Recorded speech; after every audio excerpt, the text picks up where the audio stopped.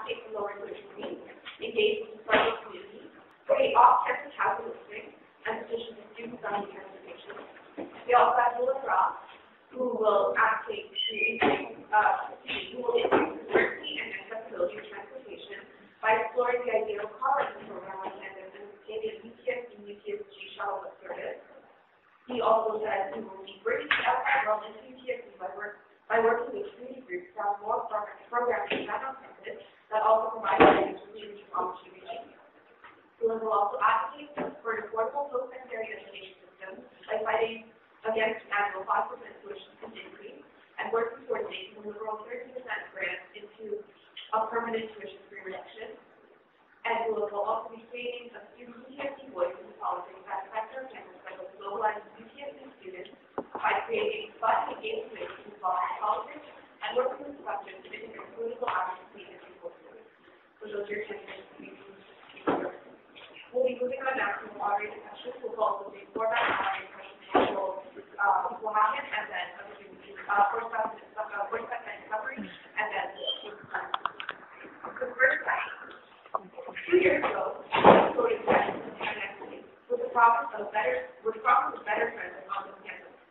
Today, the board administration has cut the transit service to the campus. How do you respond to students who feel that they were misled, and what would you do specifically to correct the situation? Sure, thanks so much. So, pretty much doing district transportation here, looking at what was promised to us in our Vote Yes campaign that the SSU could endorse during that time. Part of that collective agreement that we as students signed to 11-4 was a transportation line to UTSC. Now, recently, yesterday, actually, they reversed the deal, and now they're looking at the above ground like transit rail that will be going across Shepherd East. However, there is no line which would be known as the Scarborough-Melbourne LRT line that will connect to Morningside and connect to UTSC. That is something that I've advocated for. I've already started advocating for your voice. I've already set up meetings with the local councillor, Councilman there who is Ward 44 and who is UTSC's jurisdiction representative to the Toronto municipality government.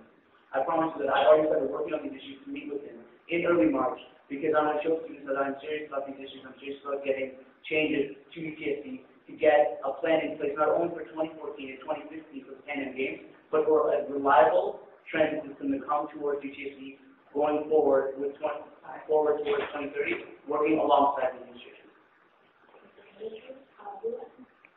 So unfortunately, with city council right now, in the past year, none of the new councils that are working together actually have that much consideration of what the residents want in terms of transit. So as Adil said yesterday, again, for the real council board to bring back the Edmonton LRT line above ground and use the savings to fund the Finch LRT. When it comes to Scarborough LRT, with the motorcycle that was coming to us in the campaign, they came to a working group to explore the option between that and the subway between the Shepherd last stop on Mills and Victoria Park. The working group was supposed to report back to council until March 21st.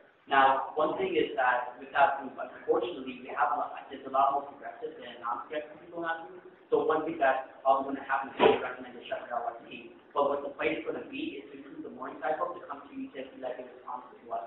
Now, unfortunately, we in the past year have done a lot of advocacy work in terms of PCC. We actually saved the 160E for being cut the second time and brought forward the last budget. And we have a rapport with a lot of the councils and actually just started to recognize the UTSC is the only university in Toronto without rapid transit, and that's a shame, and that's something that needs to be changed. Thank you. So, as Mr. Arale did point out, that he gave a lot of great information, but he lacked to give any substance to his wording.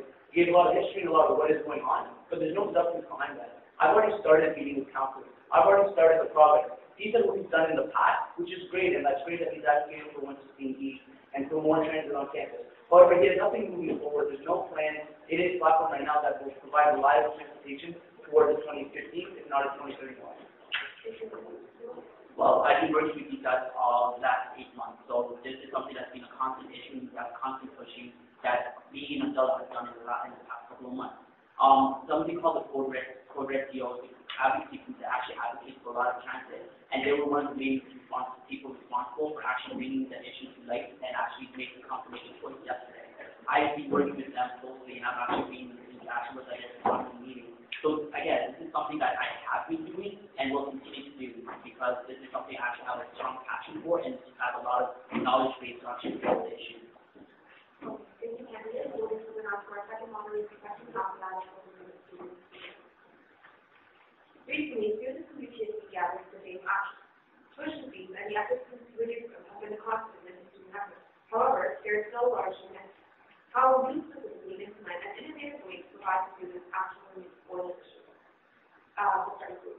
So when it comes to tuition fees, there's the university aspect and the provincial aspect. The university aspect is never really being explored so much in external portfolio because one thing that a lot of people might not know is that the university is allowed to raise the tuition fees 5 to 10 every single year.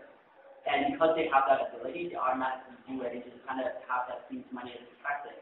So one thing I really want to do is kind of look and get elected to governing council where they make the budget and be like, hey guys, let's actually have a fiscally responsible budget first before we automatically assume that you have this way to take students' money and keep increasing students' tuition fees. Another thing I kind of want to do is also work with the provincial government. Luckily, this is the first time in such a long time that we have a minority provincial government that gives us a leeway to work with the two opposition parties.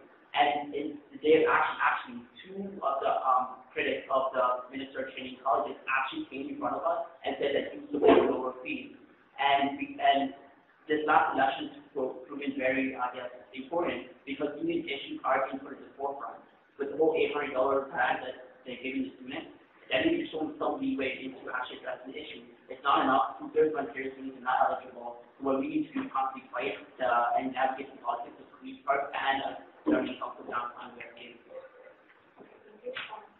Thank you. As Mr. Arale said, it is great that we have a minority government in the provincial legislature that controls education. Me moving forward as your VP External Hopefully would be advocating your rights to not only the provincial governments, also working and pressuring municipal governments and municipal agencies that I would be working with, that I would be connecting UTSC with to fight for this issue. I would be connecting with community groups to advocate, sign petitions. It was great that we had the opposition leaders there and opposition critics, and that's a step in the right direction. That's something that we'll continually moving forward if I will be elected to be external. One thing that I do want to raise up is that in terms of tuition, we also have to look at, how do we provide relief for students? So in terms of my platform with GEMS, bringing more jobs, bringing some money to campus, I'll allow students to have more opportunities on campus to make money, to get experience, so that way when they are working and making money while going to school, they're able to offset some tuition costs. And that is something I cannot guarantee that it will be reduced in the next year if I'm elected.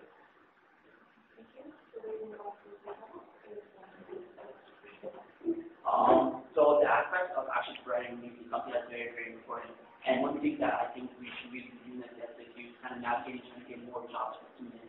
The volunteer network program is very good at that, but then how do we take the volunteer experience into actual tangible jobs that students can actually apply for and actually get? I've been working with a lot of community groups, and a lot of community groups kind of have been, from what I've been talking about the possibility of actually trying to maybe integrate the volunteer network program into kind of the stepping stone into their actual organization. So that's one thing I really want to do, work with the community groups and actually have make that SCSU kind of a stepping stone that they can sway for opportunities to get students to take their volunteer experience to actual jobs when they become jobs which provide monetary relief. As Mr. Arale did mention in his opening statement that he wanted to be elected to the governing council. However, to be elected to the governing council, it would be a vote which would have to be also included to not only UTSC but downtown and UTM. Being elected to the governing council will take away his time in office. Being at UTSC and fighting for UTSC issues when he will be focused on other campuses to be elected to the governing council. So by running on the governing council, he will not be fighting for your voice. He will be trying to split his time among 3 campuses, which will not allow you to have any relief or jobs or money or experience at the end of the day.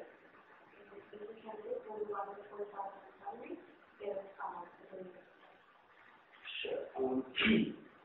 So as you can see, looking at the platform of external, I have a plan in motion. I'm ready to work for the students. As I said in the forum, every VP that gets elected will make $22,000 of student money. You should know who you're paying for that money. You should be knowing what exactly you're getting out of that. Not only tangible things that you can see in the next year, but things that will be set up for the next 5, 10, 20, 30 years. That's something that I promise to bring you, to bring that foundation for the future, or bring you short-term relief. Something that I will advocate for is for your voice.